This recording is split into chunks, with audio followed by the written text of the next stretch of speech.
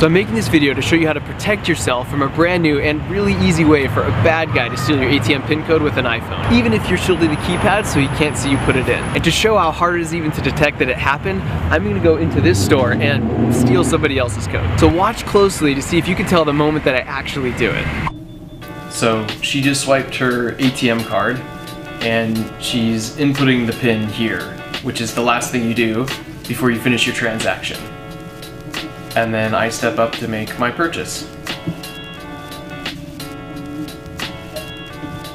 So that was it. If you missed it, let me play that last part over again. You'll see as I walk up, my phone just briefly hovers over the keypad. So let me explain what just happened. So what I've got here is a device from a company called FLIR that just came out onto the market, and it clips onto the back of an iPhone and it displays infrared, which basically allows you to see the temperature of things. Here's where it gets interesting. 30 seconds ago, I was sitting on this couch. You probably can't tell where, but how about now?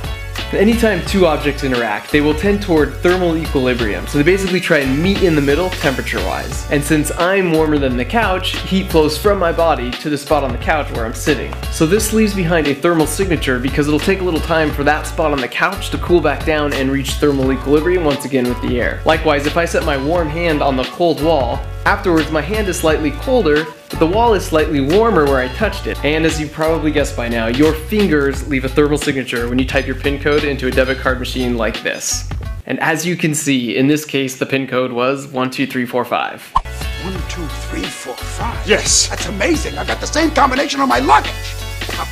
And it gets worse, because since the heat signature fades with time, the bad guy can figure out the order in which the keys were pressed, because the hottest button is likely the one that was pressed last, and the dimmest button is likely the one that was pressed first. So after doing some digging around on this, I was able to find a paper that was published about this method by some researchers at UCSD several years ago. According to their data, they could guess the right PIN code numbers 80% of the time if the image was taken right after. And if the image was taken a full 1 minute later, they still had a 50-50 chance of getting the numbers right. The scary thing is back then, infrared cameras cost $10,000, and it would be really hard to discreetly sneak something of this size into the store. Now, an infrared camera looks like an iPhone case. They're a couple $100, and you can get them at any Apple store.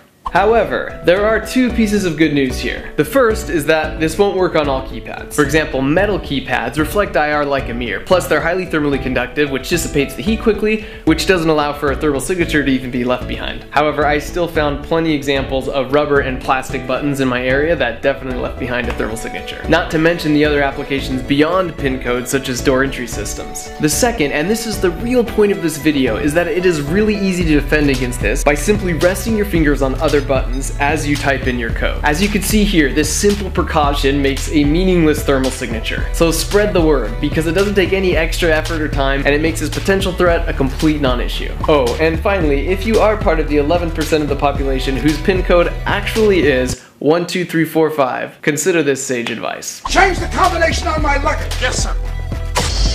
Ah!